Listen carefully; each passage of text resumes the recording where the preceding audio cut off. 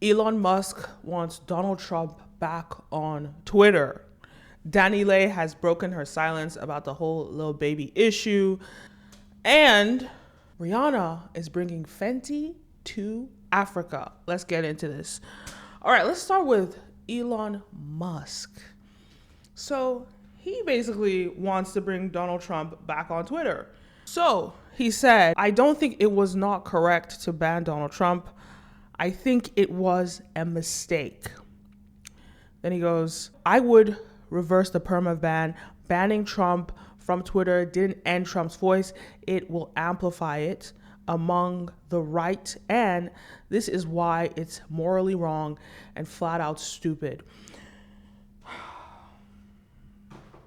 So he has a point.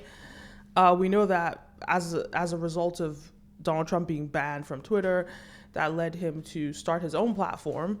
I'm not going to say the name of it, but he's launching his own platform. I heard they're doing trials, and what he's saying makes sense.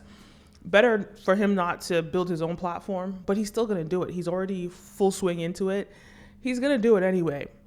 But I think more importantly, Donald Trump being on Twitter for his campaign, that could be problematic. Having him have access or the ability to, there's a big, massive difference with having your own platform and building your own, systems and having access to a platform like Twitter. It will massively aid him in his campaign. It will massively, you don't think about it, but he's going to be able to reach so many more eyeballs, influence so many more people, being able to be on the Twitter platform. So that I think is problematic. I think it is effective. I think someone like him, his voice should be silenced and let him go and build his own platform. It's going to take him a long time to build that platform out.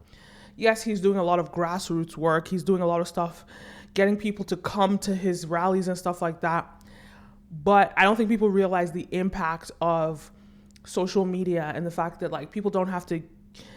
Yes, it makes sense. Donald Trump has a lot of dedicated fans that are willing to leave their houses to go and see him at a stadium, at his rallies, right? But those are his dedicated fans, and maybe about 10% of his fans are super, super dedicated to him.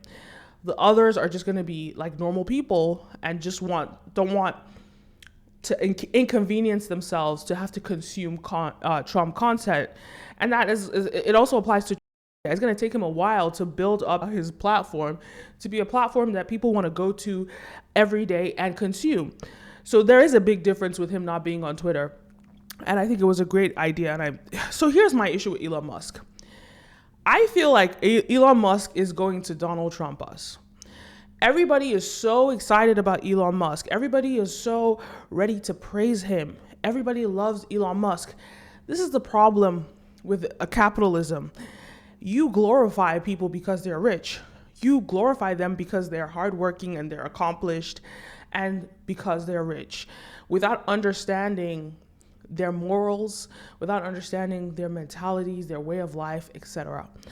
And why I think Elon Musk is problematic is because, to me, he's Donald Trump 2.0. To me, what I see is a man that is going to, I don't know I can't predict anything, but I feel as though this just reminds me of the way we used to glorify Donald Trump until he was finally put in a position, of power, right? He was finally campaigning for the 2016 election, and then we saw his true colors. So when it comes to Elon Musk, we don't really know him, and to want to elevate him, fine. Twitter is a private company. That's fine. He could do whatever he wants. But I'm just thinking about how his power is growing and how we're so willing to give him that power because he's rich. And I think that as a society, we should just question why do we put so much trust in wealthy people? Do we believe in their ideologies? Do we support their mentality? Do we support them? And Elon Musk has a lot of blind followers that are just rooting for him. Personally, I know he's trying to build all these, he's trying to build a ship that goes to Mars. I would hate to be the black person on that ship. We hear so many times about black people going on trips, with white people, and they end up killed. So if you go to Mars on that trip and you're the only black person, get ready to be used as a sacrifice. Just saying. But all I'm saying is, and the funny thing about that is, because I think he wants to end his life or something. At the end of his life, I think he wants to go to Mars. It's when you get on the ship and you're in the middle of space and it's time for somebody to get killed. Hey, you guys have watched all those space movies. My point is, I don't trust Elon Musk. And not because I think there's anything bad about him. I love the businesses he's run. I love his mentality as an entrepreneur. But on a personal level, like, what is his personality? What are his values? I don't necessarily trust them. This is a man. Anyway, I'm not going to get into his personal life, but I don't trust him because I don't know him, right? And I think that we should all learn from the Donald Trump mistake.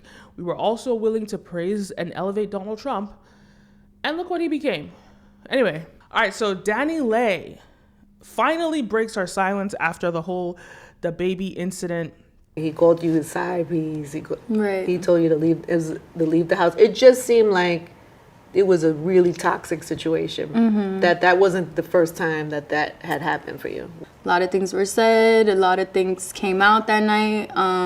In front of everybody. Right. We were, like, I'll admit, we were pretty lit. I was drinking a bottle of wine, and so it all came out on that live for sure. And yeah, it was very triggering and very sad. I wish it didn't happen because I don't want my baby to see that later on in life, but I've just learned to love myself so much more because I feel like I really did love him so much that I was just giving it all to him, all my focus. I didn't even focus on my career. The past 2 years I haven't really done anything with my music or nothing. It was very selfish being that I just had our baby. Like, it was very selfish. And does he apologize to you? No. Really? He's just like that though. As you can see, you see in his interview, he said, does he regret anything? He said, nope. I feel like you waited too late. I told you back in December you should capitalize off the situation, so I feel like that's a bad move. I also feel like it's a green move for, your label to have you do drop the interview the same time you dropping a new song. I feel like y'all kind of showing y'all hand. I feel like y'all should have put that together better. I also feel like, before we got on your brother ass, you were just at the London with me that whole week getting busy. And I also feel like you should tell them folks the real reason why I put you out is because you was stalking my other baby mama, and that shit was affecting, my relationship with my princess, my big girl. Ratchetness, just total ratchetness. The baby was making fun of her. He was being petty, all that stuff. But I think the one thing that was super interesting about that interview is when they asked her about the song she made called Yellowbone. She made this song about being light-skinned and how she's like, I don't know, a preference. And, social media, everybody like called her out for colorism. And she kind of like, said she was sorry and she realizes it because her kid is black. So she realizes it. I know a lot of people are not going to be pleased with her. Regardless, a lot of people are not going to, they're not going to forgive her. But I think, this is a 27-year-old woman. I think when she made that song, she was around 26, 25. As far as I'm concerned, once you're 25, your frontal lobe has developed. So you have the ability I think you should be held accountable for what you've done. When I did drop the snippet and saw how everyone reacted, I was like, I messed up.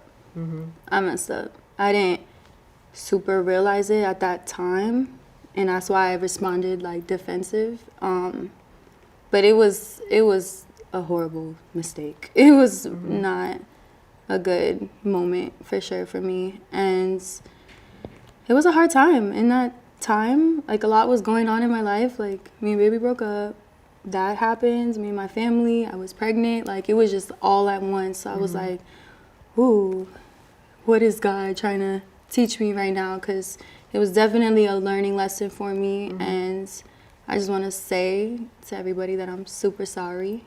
Because it just was a mistake. I'm a Dominican woman.